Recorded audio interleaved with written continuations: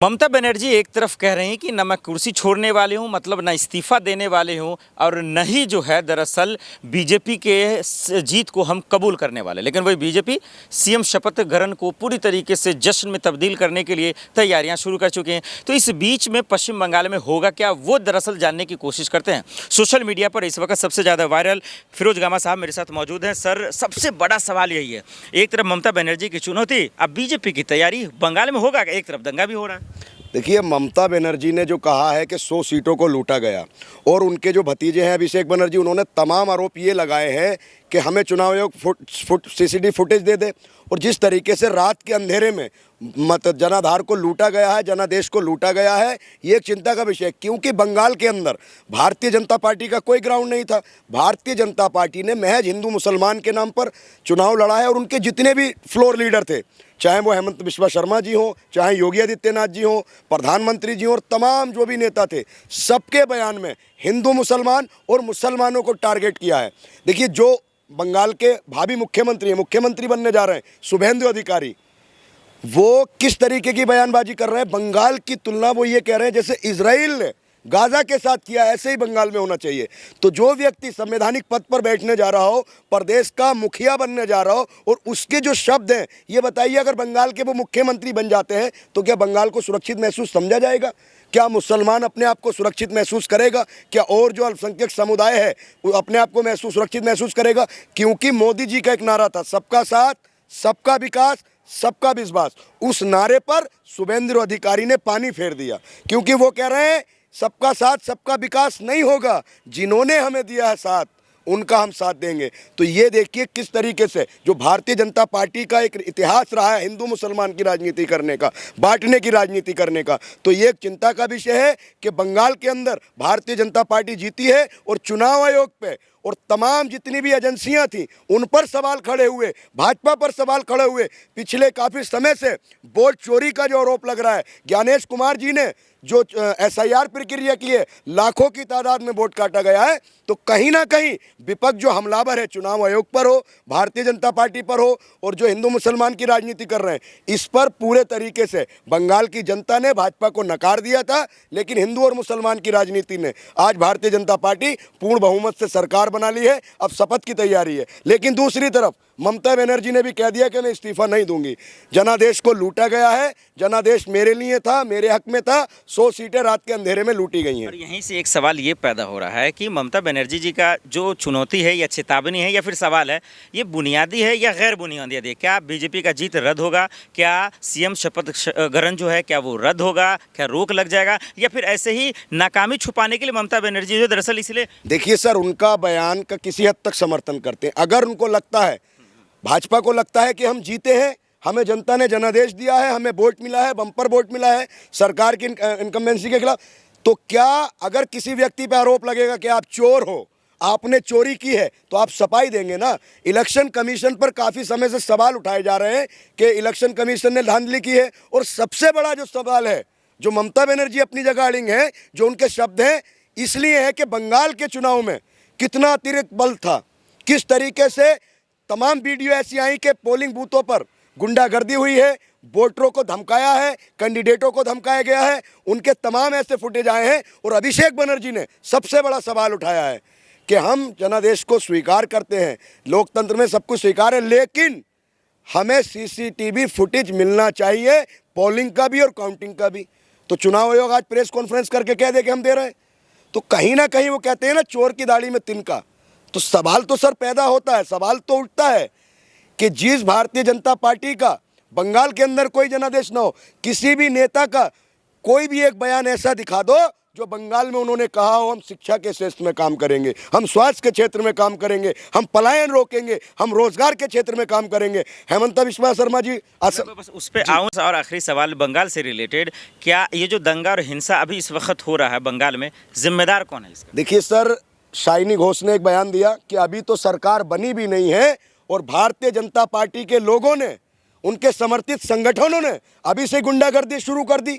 दुकानों को तोड़ा जा रहा है, तमाम धार्मिक नारे लगाए जा रहे हैं, मस्जिदों पर निशाना साधा जा रहा है। तमाम लोगों को जो टीएमसी के नेता हैं उनको दौड़ा दौड़ा कर पीटा जा रहा है। पूरे बंगाल में जो एक उग्र माहौल है, इसकी जिम्मेदार सिर्फ और सिर्फ भारतीय जनता पार्टी है। और वहाँ के जो भावी मुख्यमंत्री हैं शुभेंदु अधिकारी हैं, देश का दूसरा जिन्ना कहूँगा, क्योंकि जिन्होंने एक देश भारत पाकिस्तान बांट दिया था।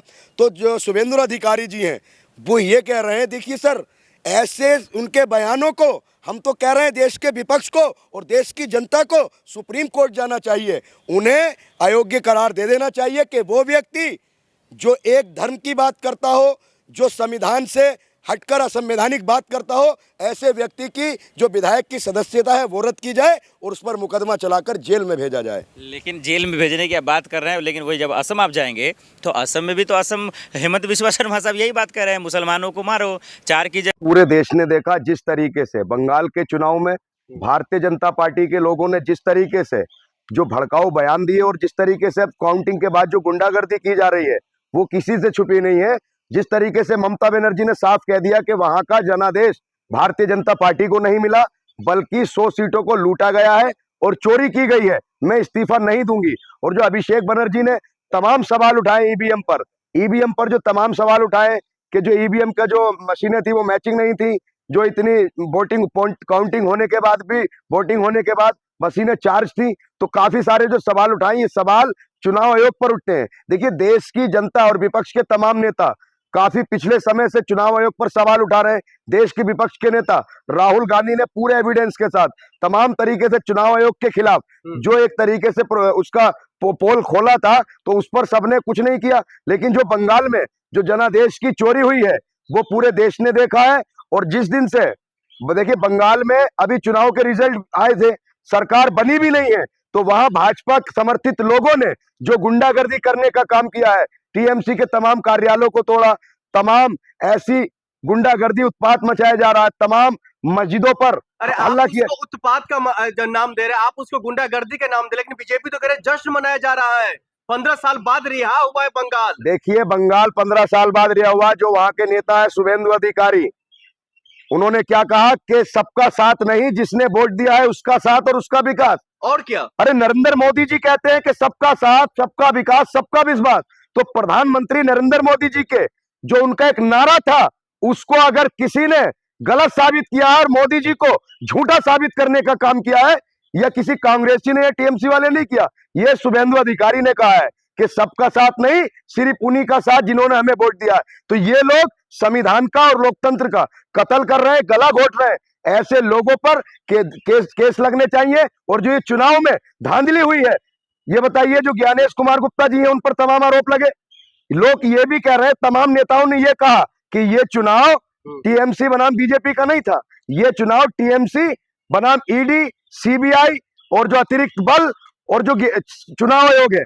तो ये बताइए, जिस तरीके से जो वहां पर जनादेश को लूटा गया है, जनादेश की चोरी की गई है, और जो अभिषेक बनर्जी है उन्होंने कहा है कि वीडियो फुटेज दे दिए, जो ईवीएम में काउंटिंग की और पोलिंग की जो वीडियो फुटेज मांग रहे हैं, देना चाहिए नहीं चाहिए। आरोप चुनाव आयोग पर लगते हैं, लेकिन चुनाव आयोग को डिफेंड कौन करता है? देश की गोदी मीडिया और भारतीय जनता पार्टी के नेता। अरे आप लोग जब निष्पक्ष और एक जो है ईमानदार संस्थान पर सवाल खड़ा करेंगे तो क्या मीडिया साथ ना दे उनका? देखिए सर, हम नहीं कह रहे ना, देश के बड़े बड़े विपक्ष के नेता इस पर सवाल उठा रहे हैं। ममता बनर्जी ने साफ मना कर दिया कि वो इस्तीफा नहीं देंगी। जनादेश की चोरी हुई है, बंगाल के लोगों के अधिकार को लूटा गया है।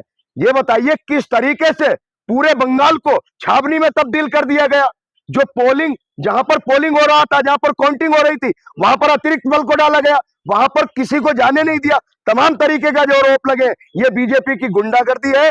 जिस तरीके से गुंडागर्दी हुई है, ये बंगाल की जनता के साथ धोखा हुआ है, क्योंकि भारतीय जनता पार्टी को बंगाल की जनता ने सिरे से खारिज कर दिया था और नकार दिया था। टीएमसी और ममता बनर्जी कह रही है हम इस्तीफा नहीं देंगे, शुभेंदु अधिकारी कह रहे लोकतंत्र है, उठाकर फेंक दिया जाएगा बंगाल से बाहर। नहीं, वो लोकतंत्र की बात करते हैं। जो व्यक्ति ये कहे कि मुझे जिसने वोट दिया है मैं उसका काम करूंगा, उसका विकास करूंगा, सबसे बड़ा लोकतंत्र को बदनाम करने वाला, उसका हनन करने वाला शुभेंदु अधिकारी है। और ऐसा व्यक्ति जो एक वर्ग की बात करता हो, जिसने उसे वोट दिया उसकी बात करता हो, ऐसा आदमी मुख्यमंत्री बनेगा? आप बंगाल को देखिए किस तरीके से बंगाल में लोग जश्न मना रहे हैं कि बुलडोजर चलेगा, ये होगा, वो होगा। अरे बुलडोजर देखिए, ये इनकी नफरत है, जिस आधार पर ये बंगाल को काफी समय से नफरत के आधार पर जलाना चाह रहे थे ना, उसमें कामयाब नहीं हुए। लेकिन तमाम जो इन पर आरोप लग रहे हैं कि वोटों की चोरी हुई है, ईवीएम बदली गई है, तमाम चुनाव आयोग ने और तमाम पुलिस ने और जो आरपीएफ थी वहां पर, उसने धांधली की कराई है। चुनाव दोबारा होना चाहिए। ममता बनर्जी ने साफ कह दिया कि मैं इस्तीफा नहीं दूंगी। अरे बीजेपी वाले आप लोगों का मजाक उड़ा रहे हैं। चुनाव हारने के बाद ही तमाम नेता एकजुट हो रहे हैं कोलकाता में। अच्छा ये बताइए, बीजेपी को किस आधार पर जनता ने वोट दिया? और उनके बीजेपी की काम तमारे क्या कौन सा काम किया है? भगवान मोदी जी ने, के लिए। अरे भगवान, देखिए बंगाल के अंदर बहुत अच्छे तरीके से हिंदू मुसलमान भाई रह रहे थे। देखिए जहां 100 वीडियो नफरत की आई है, एक वीडियो ऐसी भी आई है कि एक मुस्लिम का जनाजा जा रहा था, वहां पर तमाम हिंदू भाइयों ने जश्न को रोका, जुलूस को रोका और उनको रास्ता दिया। ऐसे भी लोग बंगाल में हैं। लेकिन जो 2 से 4% जो उत्पाती है, जो उन्माद बताते हैं, जो भारतीय जनता पार्टी और उनसे संबंधित संगठनों से जुड़े हुए लोग हैं, वो बंगाल को जलाने का काम, अभी सरकार भी नहीं बनी है और उन्होंने बंगाल में नफरत और जलाने का काम शुरू कर दिया। नहीं, देखिए जिस तरीके से अभिषेक बनर्जी कह रहे हैं कि हम पूरे तरीके से फुटेज दो, जो धांधली हुई है, ईवीएम बदली गई है, तमाम आरोप है, काउंटिंग सिलों के आरोप है, जो